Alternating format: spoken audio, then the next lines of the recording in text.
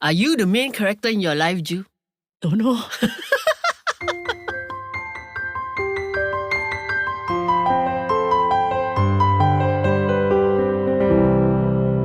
You're listening to Jom Sembang, Malaysia. You're funny lah. Actually, most people will actually say, yeah lah, they're the main character in their life lah. But then now main character has this very negative indication to it. It's because the latest word on TikTok. Wow, and now it's everything TikTok lah. We should actually look at TikTok because it actually, social media and everything captures what is happening in real life. So we talk about what is happening in real life lah. Okay. Alright. So one of the latest word that's popping up in TikTok is the main character syndrome. Okay. Main character syndrome is defined as someone who is self-centered, believe that everyone around them should live for them, and views themselves as the main character in everyone's life. Wow. Okay, which for me, right? You see, that's why you say main character syndrome. The syndrome is already negative lah. Okay. So there are more and more people like that. But my question is whether because they grew up in a way where people tell them Only child syndrome. only child syndrome maybe, but there are also people who say, okay, you must always believe in yourself, do what you believe is right. manifest. And there was a season of time back in the last decade that people are pushing you to be who you are. But it also pushes people to embrace too much about themselves that they think that it's really about them and not everybody else. And that is where my theory is, where main character syndrome comes from. Okay. Alright. Because maybe 50, 60 years ago, people are more, people pleaser, not really, but they're more conscious about people around them. So they always maybe give way to other people so that you don't have tension, no conflict. And after that, there came the era where they say, hey, you must also be yourself. You cannot lose yourself because of the people around you. And now we face this main character syndrome. Okay. Which is quite interesting. So what they do is, for example, of people who have main character syndrome, they wake up and they say, today we shall have bagel for breakfast. Die is bigger because I say so and you live in the same house. And then we shall leave the house at 10 o'clock because I say so. And it's like they are the one who do up the schedule, who do up how things run and how things should be. And they expect everyone to follow. And if everyone don't follow, then it's like, hello, something wrong with your life. Like, why are you making my life like that? It's a bit, I'm sorry, but it still feels like a spoiled kid syndrome lah. Something like that lah. But everything revolves around me. Correct. That's exactly what a main character syndrome is lah. Okay. Yeah. So I find it to be happening quite often actually when I meet certain people in my life now. And I kind of notice that it's all about them wanting control. So they say, cannot lah, I must be in control. But I must be in control is one of the main character symptoms. Okay. So to speak lah. So yeah, just wondering whether you have come across anyone that you think have main character syndrome. I wouldn't label it. I don't really like to label people, but I have come across people generally a little bit more advanced in age. People who kind of like, hey, need to do this and you need to do this now. It's like, this is the most important thing because I say so and I think so. And they don't realize that you have other more important things that you need to do. And I don't really need to do this now according to your timing. I can do this later. So that could be one. The other thing I feel, and I've felt this recently, is when people chase you for something. So for example, whether it's a quotation or a concept or they chase you, and then you give it to them. But then when you chase them, they don't give you. I don't know about that because I don't like chasing people. I don't generally chase people because I feel like it encroaches on my space, and sometimes things need that kind of creative space. Encroaching space is an interesting thing. I find that some people, it's like this, I want the question now at my time, not when you're free. Correct. I do understand that there is a time thing, but to be coming to me to say I need this week or next week or my home committee is waiting for you, I find that to be a bit pushy. At the same time, I also have been wondering, is that called drive? You know, like you said just now, right? Correct. So a lot of things people would say, if you really are passionate about something, then you would like go all the way out to get it. And therefore, if I am passionate about doing this project, then I will make everybody do what is necessary for me to get this thing pushed ahead lah. But at the same time, there are some things that for example, if this project is in November, it's not going to be that high on my priority list. Although I understand you have a timeline, but I don't feel the need to be rushing me for this at the moment lah. So I don't know. I don't know if that's a main syndrome thing or if it's a CEO thing or if it's just my agenda is more important. Or maybe it's just, I know you're busy, but I need to get this done. So please do this. Also, find the time to do it. Or I think it's whatever. also how they communicate it lah. So I think what TikTok really captures, there are a lot of people who think that, hey, you must do this on my timeline because my time is more important than yours. That's how they are categorized as their main character syndrome. But there are people who you might kind of need to do it at this timeline because it needs to work, something. But they understand that you're busy, then it's no longer that your world revolve around me. So I mean, we have chased people too, right? It's like, but I Correct. really need this, So I don't know, maybe we've been guilty of that at certain points as well. I don't know. Maybe. You will never know. But I think the question is, at the end of the day, right, we should be the main character of our lives because it's important to live as if we are the main character in our life lah. Like we have control of where we are going, what is our purpose, what is our direction. But at what point do we draw a line that does not affect the people around us?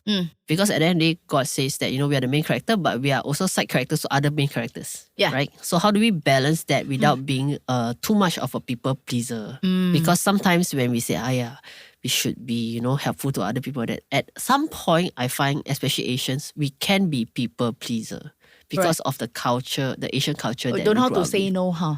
Correct. So maybe after a break, we talk about how do we balance between having full control of our life and doing what we think we want to do as the main character, and then how do we balance that with saying no to other people?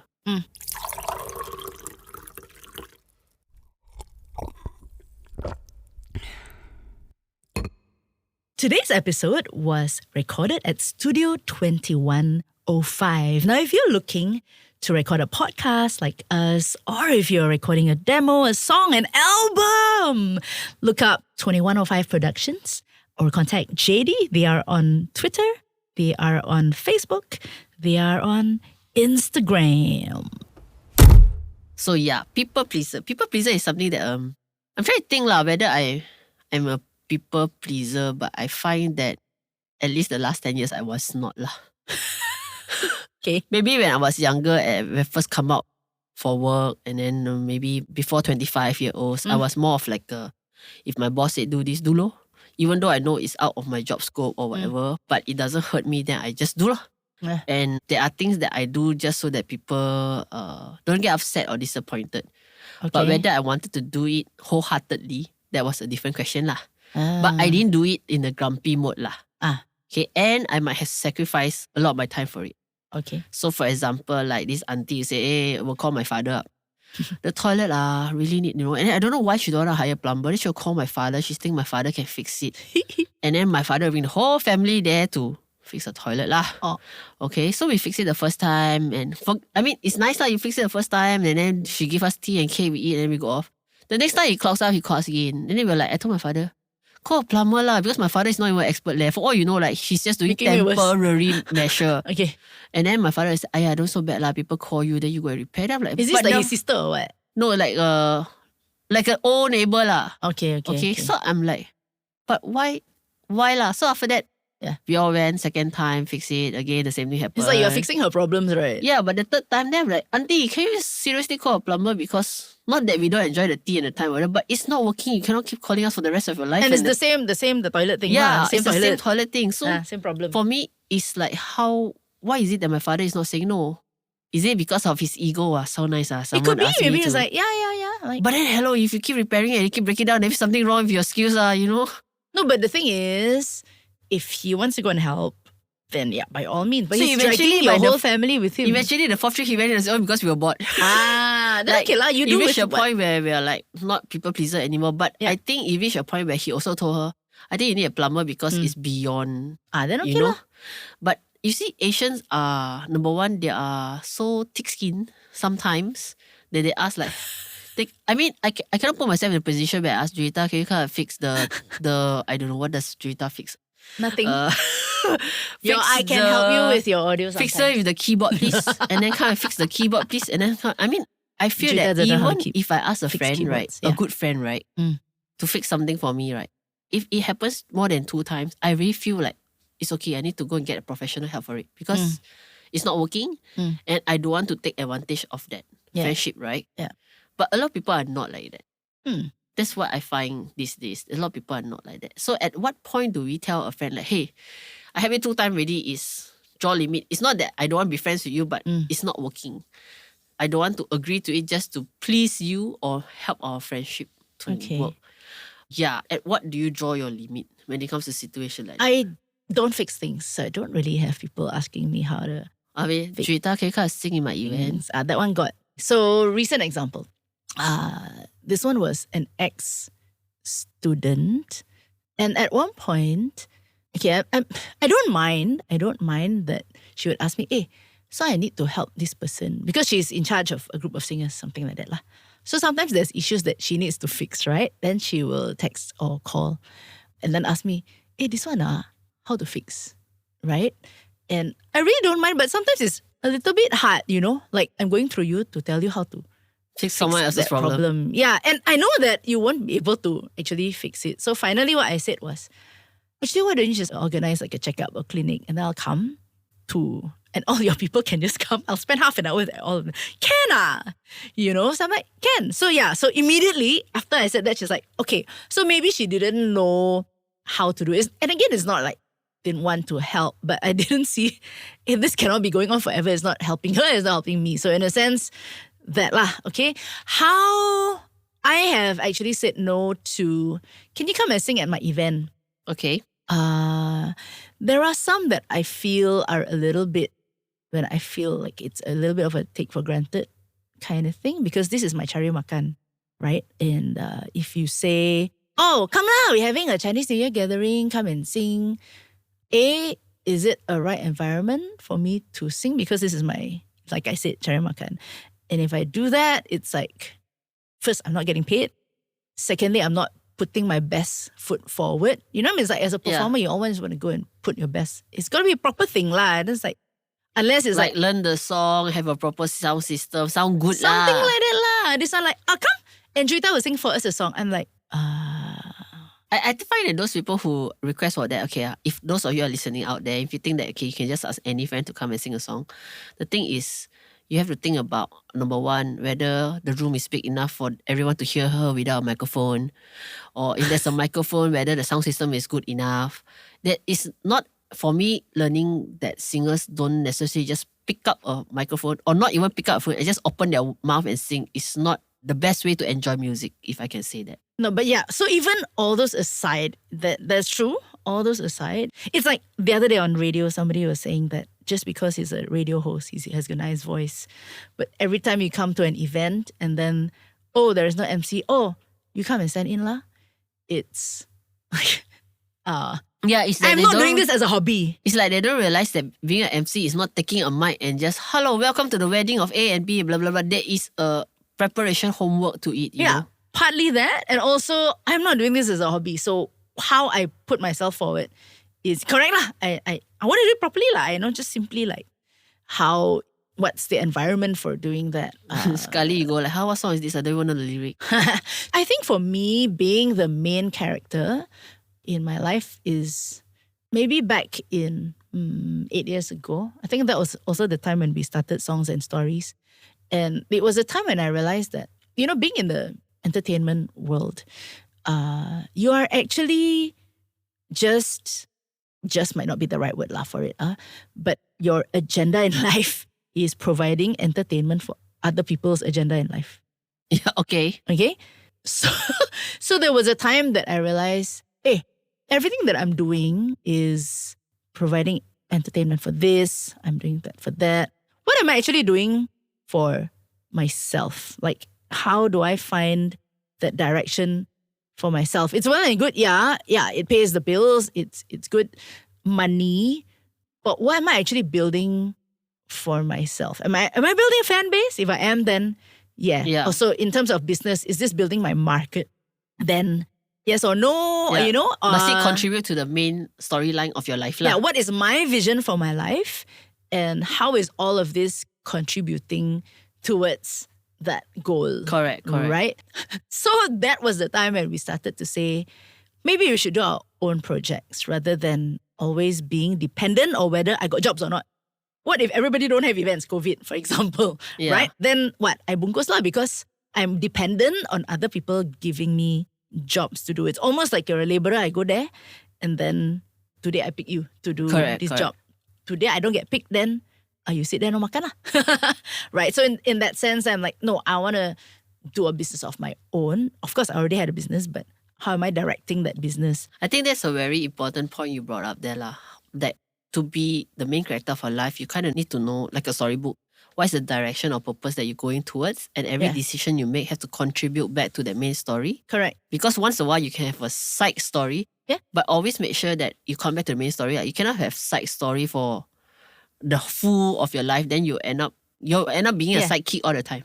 Yeah, and sidekick is one thing, but your choices in life, right, will determine the route that you are taking. Correct. So, for example, let's say I studied finance. I don't know what is the route for a banking industry. I start working as a teller. And I end up in the bank industry. Okay, never mind. Story for another Yeah, day. but your life is based on, okay, what I'm doing in this job and this leads to the other job and that other job. But actually the end goal, is that what I want to be doing? Correct. Some people don't mind. Some people is like, I'll just go and as long as the promotion, as the money gets bigger, then I'm okay with that. So in terms of, let's say mine, it's like, okay, I'm going to, let's say I sing at a wedding dinner, for example, which I don't do very much. No, I don't do. Let's say I'm singing at a wedding dinner. Chances are your next client is going to ask you to do a Wedding dinner. wedding dinner and a wedding dinner. Eventually you become a wedding singer, right? Yep. Again, nothing wrong with that, but is that what I want to? It's good money.